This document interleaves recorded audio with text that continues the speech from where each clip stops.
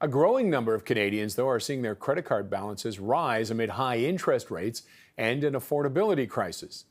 According to a report by TransUnion, 1.3% of people are paying only the minimum monthly amount on their credit cards. That's up 8 basis points compared to the first quarter last year. Total consumer debt in Canada is also up, sitting at $2.38 trillion. Millennials hold 38% of all debt in Canada, likely due to higher credit needs as they grow older, and outstanding credit card debt for Gen Z has soared by 30% compared to last year. Joining me now is Matt Fabian, Director of Financial Services Research and Consulting at TransUnion Canada. And Matt, thanks very much for joining us. Of course. Good afternoon. These are some concerning numbers, I would think. They are, but they represent sort of where we are in the economic cycle. In that, when you think about, we've hit high records of inflation, so cost of living is up for a lot of consumers. And on top of that, the Bank of Canada has raised interest rates pretty significantly. And for some consumers, especially the younger generations, 2 points where they've never seen before.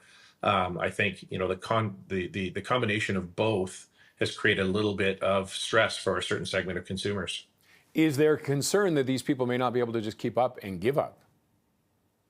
There is. We do see a significant amount of them do kind of cure, which means they return back to making payments.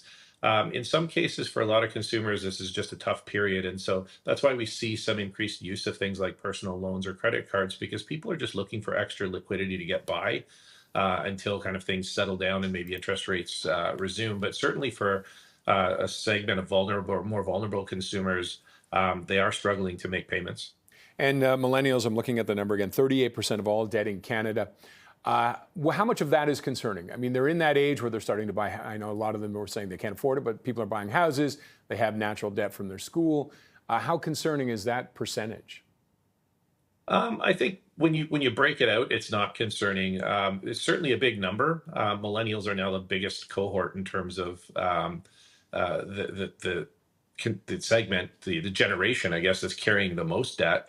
But a lot of that is mortgage debt. So there's a bit of equity that's being built up there, and it's just sort of the life stage that they're in, right? They're at the stage where they're building families, they're buying homes, and so their non-mortgage debt, the amount that's not mortgage, like credit cards, lines of credit, those types of things, are actually relatively stable. It's really the mortgage debt that's been driving that up. What's concerning there is they're kind of entering their mortgage years in a high interest rate environment, which is going to create a little bit of stress for those consumers.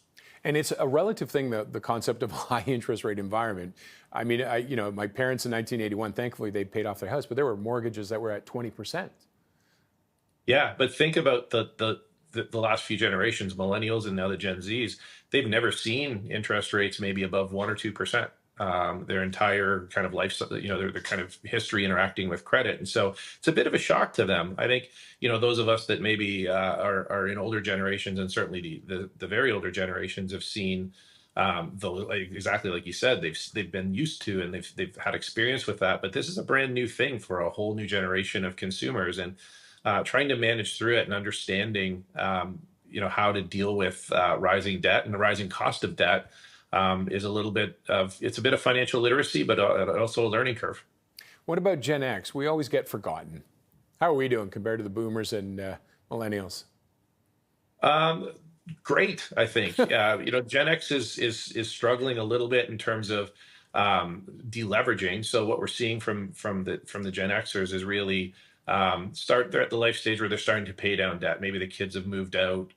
Those kind of debts are off the table now. And it's really, we see a little bit more deleveraging activity, mortgage balances going down.